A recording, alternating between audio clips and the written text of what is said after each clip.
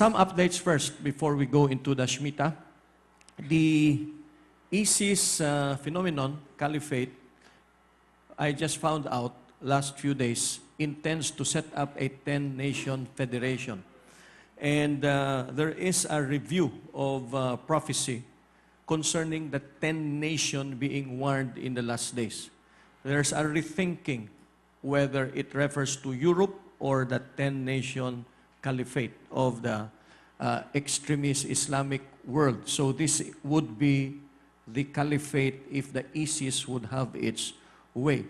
The members of the 10-nation caliphate as being pushed for by the ISIS includes Turkey, Kurdistan, and all these other tan nations, Azerbaijan, Kazakhstan, Kyrgyzstan, Turkmenistan, Afghanistan, Pakistan, and there is some talk, it may possibly include Indonesia, we are not sure, but Iraq, Syria, Lebanon, Egypt, Sudan, Somalia, Maghreb, Yemen, etc., Libya, Tunisia, Algeria. These are the 10-nation Muslim regions. And these are the regions involved in the Ezekiel 38 war, together with Russia. So it's now coming out more and more according to the prophetic timeline. Right now, 2 days ago, Israel has become worried with the Syrian Al-Qaeda on its doorstep. It is the Nusra Front, how the Al-Qaeda is called in Syria. And it is just about 50 to 100 meters on the border of Israel. It's a new national security issue in Israel because they feel surrounded by the Islamists. And they consider this an unprecedented situation which brings danger within just a few yards of Israeli positions. Okay. And another explosive thing in the internet that I am checking is it is now openly declared that they want the temple rebuilt. They have trained already the priests to serve in the temple. They're now doing the actual training. And it is officially released that they are now preparing the priests for Jerusalem's third temple. They're not ashamed about it anymore. They are declaring it openly. And the Temple Institute has launched already a project to build the third temple with government support at the time that Gaza was being bombed. This is how they picture the construction would be once they move in. And the formal announcement was made on July 27, 2014 with a formal fundraising campaign. It's now open. It's already not a secret anymore. The Jews already want the temple rebuilt. And there is a video posted on the Institute website saying the 9th of August, the children are ready to rebuild the third temple. So this is already within our lifetime, already within this year. They're out in the open already. We want the temple. We want the temple. And the high priest crown is ready. There is a way of making the high priest crown. It is already prepared. And please forgive this expression, but it's really a holy cow.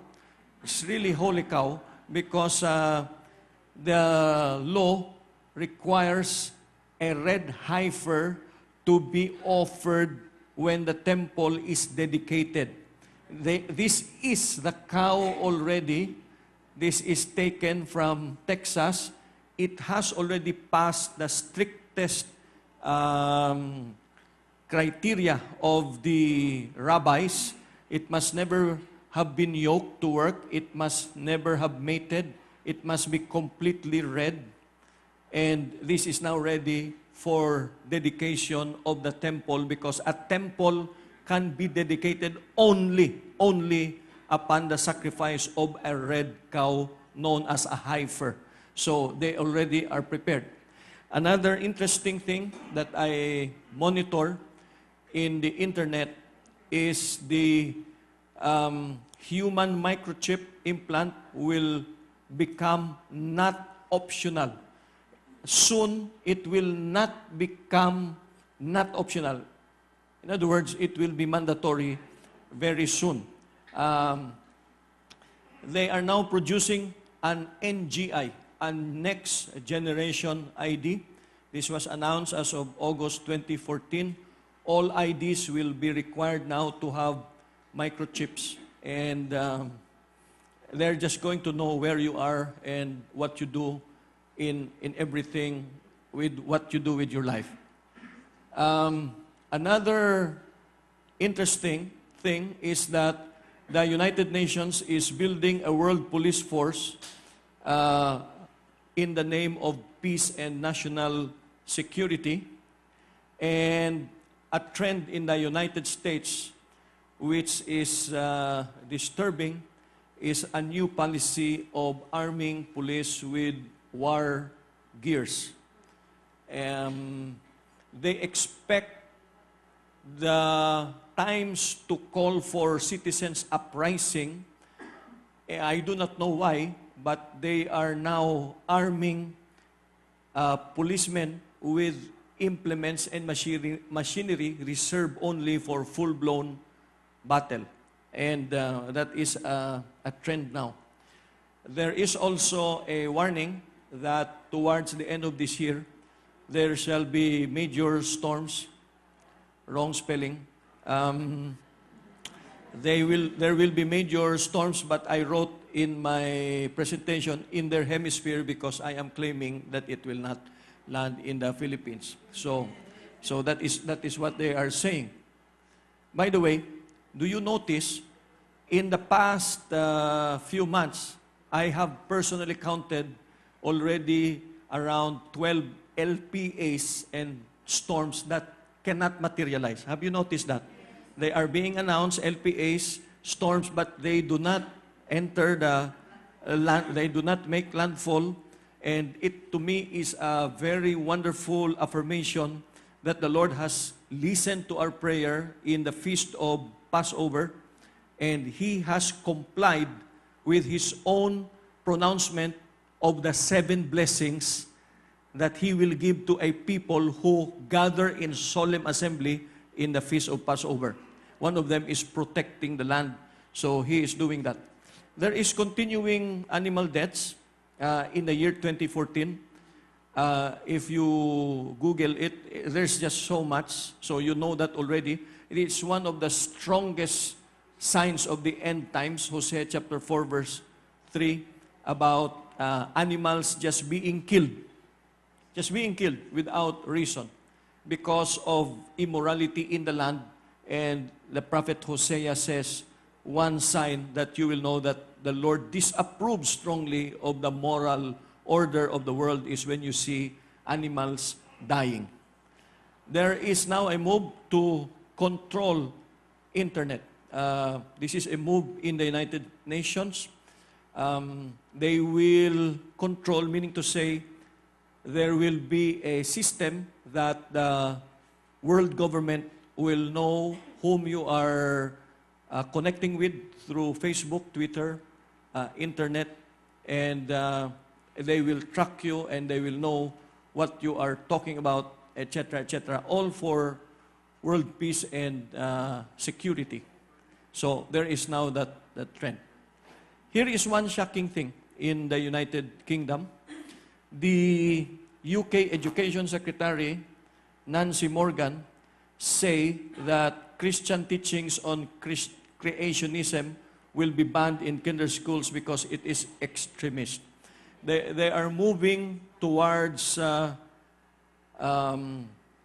quenching extremism. Unfortunately, they found the teaching of Christianity and things like that extremist. They are going to ban it. Okay, now we go to the Shmita mystery. And this is very simple, and yet this is very, very profound and very impactful.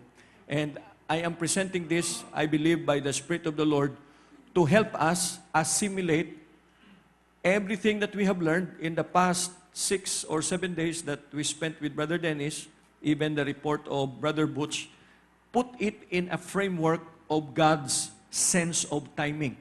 We call it the Shmita mystery. It is spelled many ways, but this is the simplest spelling, so that is the way that I adapt it. What is the meaning of the word Shmita? First, let us understand where this is coming from. Shmita means release. And it is connected with the Sabbath year, which is the 7th year of the 7-year agricultural cycle that is mandated by the Torah for the land of Israel and still observed in Judaism. So it simply means the 7-year cycle, a set of 7 years. And you will be amazed at what it means for you and me today. It is based on the law of the Sabbath. Remember, the Lord said that the Sabbath day must be kept holy. And the word Sabbath comes from the Hebrew word meaning rest. So, the rest is on the Sabbath day, then the 7th year, then the 7 of sevens, which is the Jubilee, and then the Jubilee of Jubilees, which is 490. I want us to capture this immediately in our spirit. The way the Lord divides time is by set of sevens. 7 days, 1 week.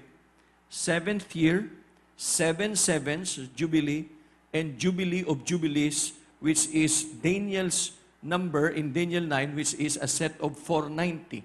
This is how the Lord thinks from the beginning of time, and you will be surprised, this is how time also will end, under the same principle. So if you want to understand the timing of the Lord, remember the lecture of Brother Dennis, the moves of the Lord, the shifts of the Lord, and the movements of the Lord. Look at it from the point of view of the Shmita. The Sabbath, the Shmita, the Jubilee, and the Jubilee of Jubilees. Okay, let's see how this works.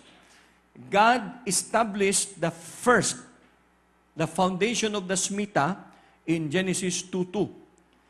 He said, on the 7th day, God ended His work which He had done, and He rested on the 7th day, and the 7th day is blessed and sanctified. Please, immediately, let us capture this in our spirit. The 7th is rest. The 7th is sanctified. Whether it is the 7th day, or the 7th year, or the 7 sevens, or the 490. Okay? Just look at it and look at how the Lord honors that principle. The central ideas of Sabbath captured in the Shmita is completion. Something is completed every 7. Whether it is a 7th day, a 7th year, or a 7 times 7, or a 490, something is completed, and when it is completed, there is a rest, there is a blessing, there is a sanctification, and these are the core ideas that are also carried into the Shmita concept, the 7-year cycle. If man obeys it, these blessings come upon him, and if he obeys it in the week, and in the year, and in the Jubilee, they escalate, they increase, they magnify. If he disobeys it, the curse and the judgment worsen and worsen and worsen. Okay? Because that is how the Lord set in order the way He gives time to man. I'll give you time. To what? To work, to live, to love, to follow, to do ministry, to live my life. Okay, I'll give you time. But He says, okay, I'll watch you on a week basis.